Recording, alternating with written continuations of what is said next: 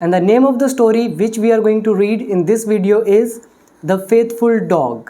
तो इस स्टोरी के अंदर जितने भी वोकैबलरी वर्ड्स और रूल्स यूज़ होंगे वो मैं आपको बताऊंगा word to word, line to line with exact meaning.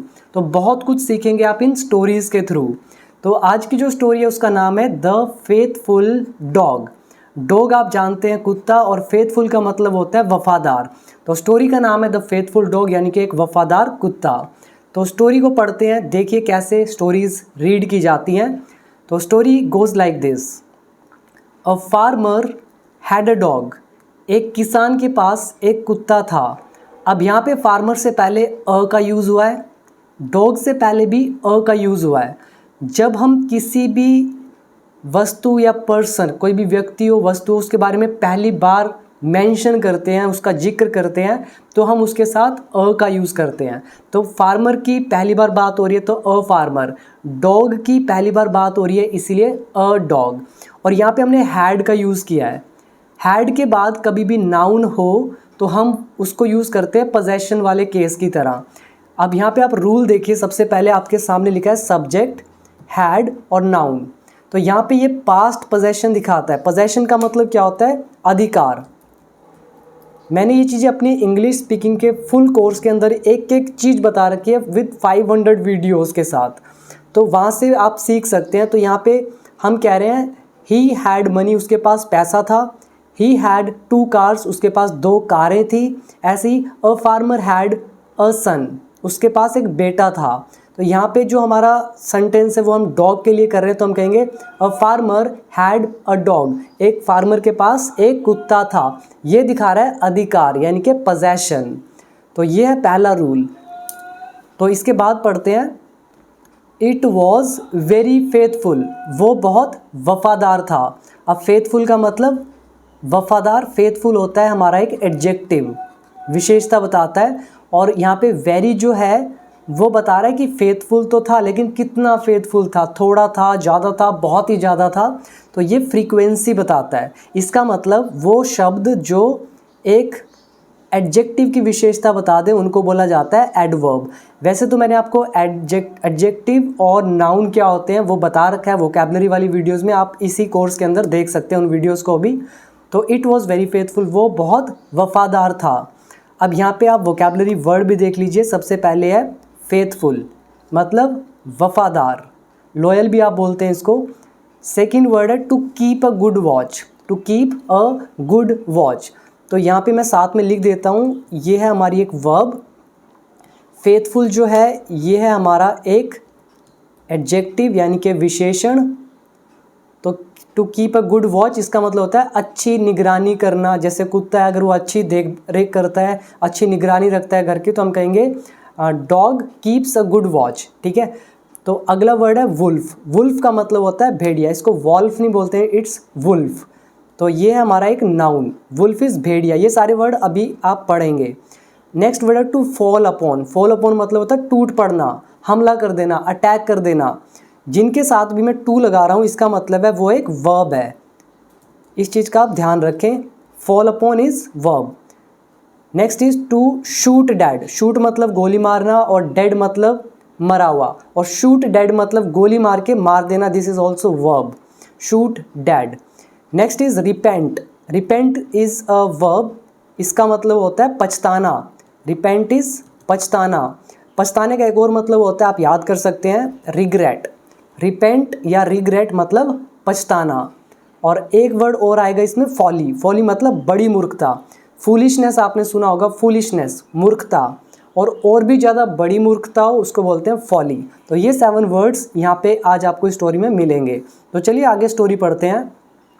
तो एक फार्मर के पास एक कुत्ता था, वो बहुत वफादार था।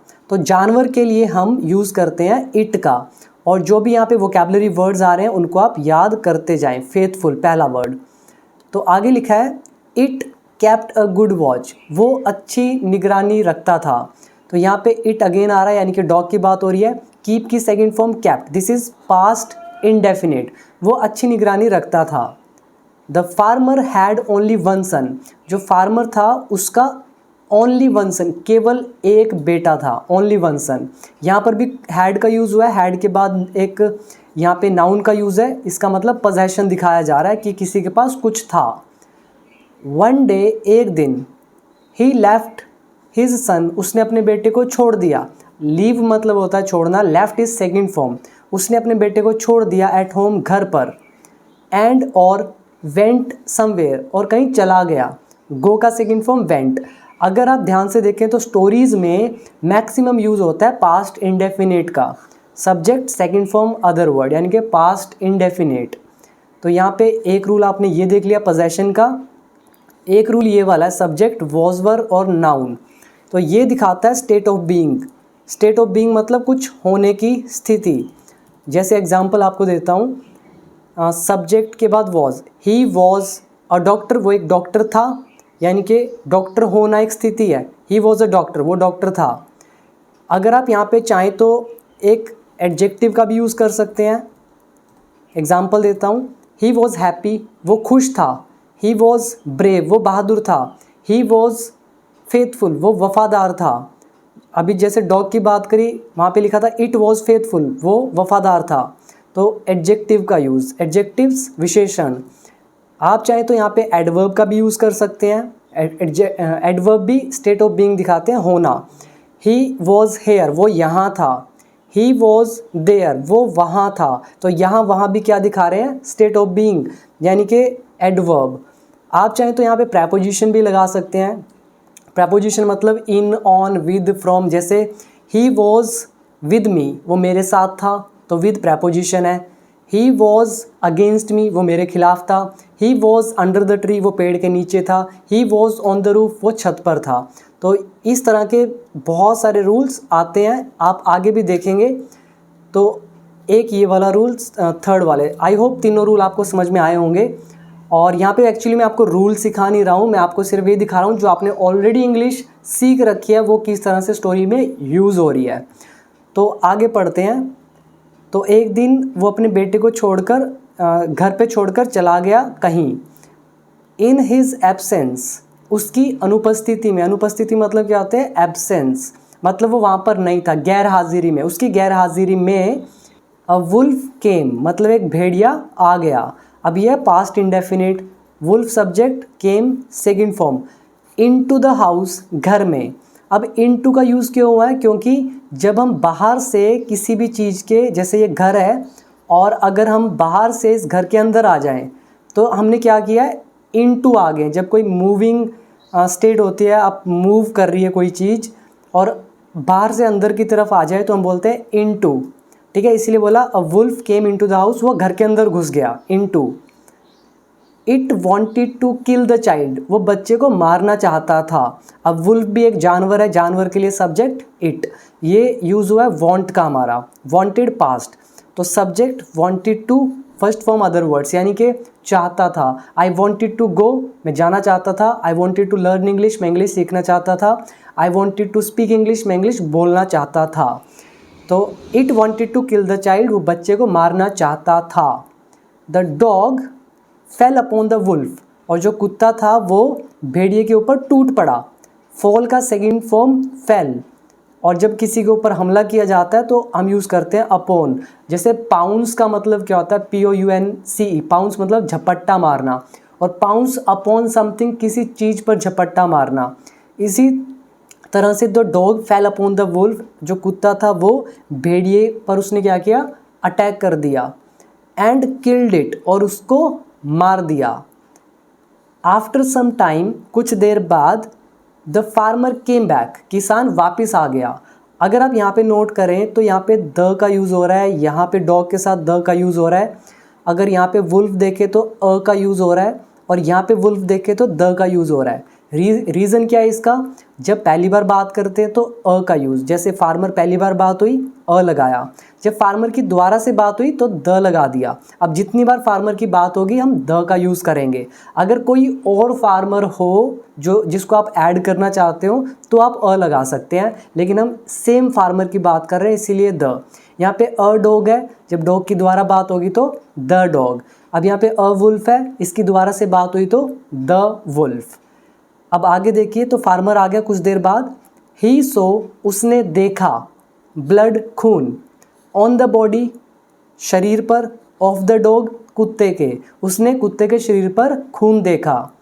ही थॉट, उसे लगा या उसने सोचा। थिंक को हम लगा की सेंस में भी यूज़ करते हैं, जैसे मुझे लगता है, आई थिंक, मुझे लगा, आई थॉट। इसी तरह से ही थॉट, उसे लगा, दैट की the dog must have killed his son, कि कुत्ते ने उसके बेटे को मार दिया होगा। ध्यान से सुनिएगा, उसे लगा कि कुत्ते ने उसके बेटे को मार दिया होगा। अब यहाँ पे आप ध्यान दीजिए, सब्जेक्ट के बाद must have, may have, might have, third form other words. तो यहाँ पे मस्ट हैव शो करता है मोर पॉसिबिलिटी, जैसे वो बस से आए होंगे, वो पैदल स्कूल गया होगा, ज़रूर उसने पैसे चुराए होंगे, उसने हमें देख लिया होगा, यानी कि होगा, होगी, होंगे, इन पर सेंटेंस खत्म हो, वहाँ पर हम कोई चीज़ कंफर्म कर रहे हो कि ऐसा हुआ होगा। तो मोर पॉसिबिलिटी मस्ट हैव, शायद के लिए मे हैव, शायद ही के लिए माइट हैव।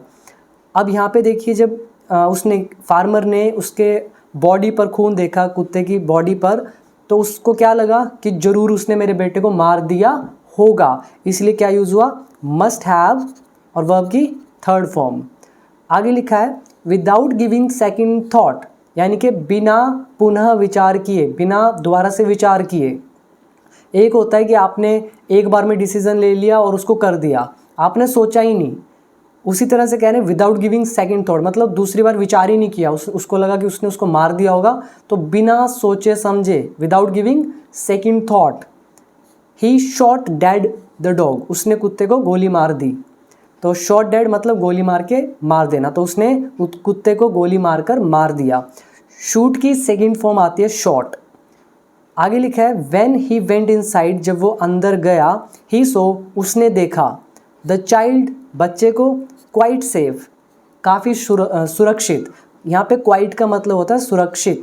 एक क्वाइट होता है ये वाला QUIET, इस क्वाइट का मतलब होता है शांत, इस क्वाइट का मतलब होता है काफ़ी, क्वाइट इंटरेस्टिंग, काफ़ी दिलचस्प, क्वाइट फैमिलियर, काफ़ी परिचित। तो ऐसी क्वाइट सेफ मतलब काफ़ी सुरक्षित पाया उसने अपने बेटे को। ही रिपेंटेड, उसे पछतावा हुआ, ओवर हिज फॉली, अपनी बड़ी मूर्खता पर। तो उसे अपनी बड़ी मूर्खता पर क्या हुआ, पछतावा हुआ। He repented over his folly.